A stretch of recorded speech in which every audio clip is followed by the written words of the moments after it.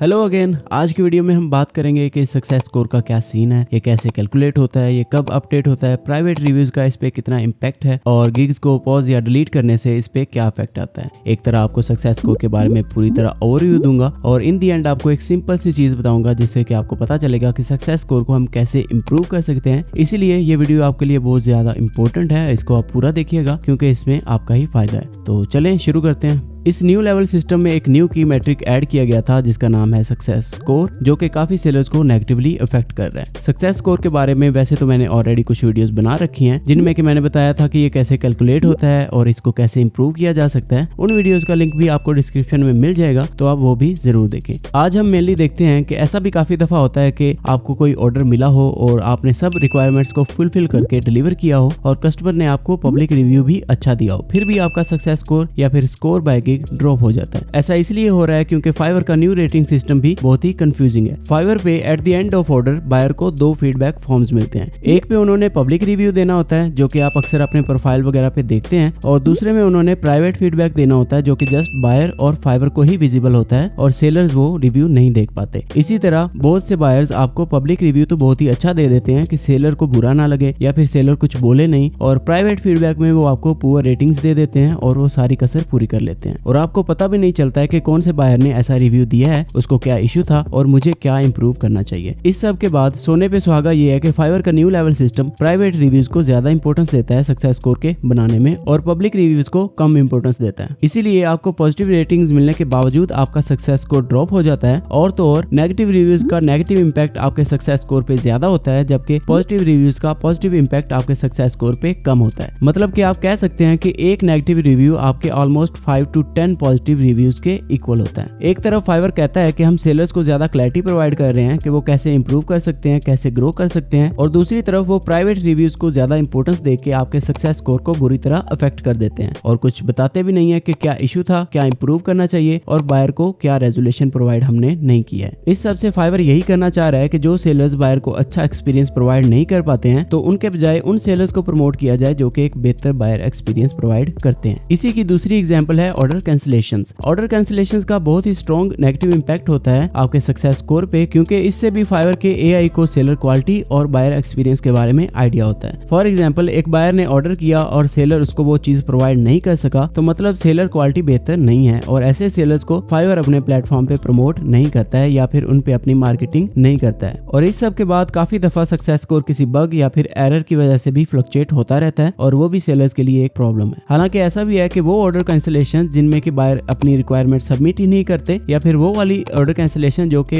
Customer support पे बात करके म्यूचुअली अंडरस्टैंडेबल तरीके से कैंसिल करवाए जाते हैं, उनका भी नेगेटिव इंपैक्ट अभी तक आपके सक्सेस स्कोर पे आ रहा है। तो फाइवर इस पे अभी काम कर रहा है और इसको फिक्स करने की पूरी कोशिश कर रहा है और आई होप कि इसको जल्दी फिक्स कर दिया जाएगा और उन ऑर्डर कैंसिलेशंस का आपके सक्सेस स्कोर पे कोई भी नेगेटिव इंपैक्ट नहीं आएगा। अच्छा, तो सक्सेस स्कोर काफी सारे फैक्टर्स को देखता है और इसको इंप्रूव करना कोई इतना मुश्किल नहीं है। इसको इंप्रूव करने के लिए आपको सिंपली बायर को एक स्मूथ ऑर्डर एक्सपीरियंस प्रोवाइड करना है। सक्सेस स्कोर की कैलकुलेशन में बहुत से फैक्टर्स हैं, जैसे कि आपको पता है कि हर गिग का एक इंडिविजुअल सक्सेस स्कोर होता है जो कि आपको यहाँ पे शो होता है स्कोर बाय गिग। अगर तो कुछ गिग्स पे आपको सक्सेस स्कोर असाइन नहीं हुआ है तो उसका मतलब ये है कि उन गिग्स पे अभी तक ज्यादा ऑर्डर्स नहीं है, क्योंकि सक्सेस स्कोर के असाइन होने के लिए आपके गिग पे मिनिमम 5 to 10 ऑर्डर्स होना जरूरी है। जब आपकी मल्टीपल गिग्स पे सक्सेस स्कोर असाइन हो जाएगा तो उन सब को मिलाकर और बाकी कुछ फैक्टर्स जैसे कि आपकी performance compare to other freelancers in the market place या फिर आपकी कंप्लीट ऑर्डर हिस्ट्री वगैरह, इन सब को देखने के बाद एक ओवरऑल स्कोर बनेगा जिसको सक्सेस स्कोर कहेंगे। सक्सेस स्कोर सिर्फ आपकी एक्टिव गिग्स के ही स्कोर काउंट करेगा, और अगर तो आपके किसी गिग का सक्सेस स्कोर बहुत ही लो है और आप उसको पॉज या डिलीट कर देते हो तो उसका individual success score overall success score बनाने में काउंट नहीं होगा। अब ये सुन के बहुत ही अच्छा लगता है कि इस तरह तो अगर हम लो परफॉर्मिंग गिग्स जिनका कि सक्सेस स्कोर बहुत लो है उनको अगर पॉज या डिलीट कर दें तो हमारा सक्सेस स्कोर इंप्रूव हो जाएगा। बट यहाँ भी फाइवर की तरफ से एक ट्विस्ट है, वो ये है कि सक्सेस स्कोर के बनाने में ज्यादा ऑर्डर्स वाले गिग का इंपैक्ट भी ज्यादा होगा और इसी तरह लो ऑर्डर्स वाले गिग का इंपैक्ट भी मिनिमल होगा। अगर तो आपकी हाई परफॉर्मिंग गिग का सक्सेस स्कोर लो है तो उसको पॉज या डिलीट करना तो आपके बिजनेस को ही इफेक्ट कर देगा, क्योंकि फिर आपको क्या पता ऑर्डर्स ही ना आए। और अगर आपकी किसी लो परफॉर्मिंग गिग का सक्सेस स्कोर लो है और आप उस गिग को पॉज या डिलीट कर दो तो बिल्कुल पॉसिबल है कि आपके सक्सेस स्कोर पे कोई भी इफेक्ट ना आए, क्योंकि again more orders more impact and low orders minimal impact. इसीलिए किसी भी गिग को पॉज या डिलीट करने से पहले आपको ये सब भी जरूर सोचना चाहिए। लास्ट में देखते हैं कि सक्सेस स्कोर को इंप्रूव कैसे करें। सक्सेस स्कोर मेनली क्या है?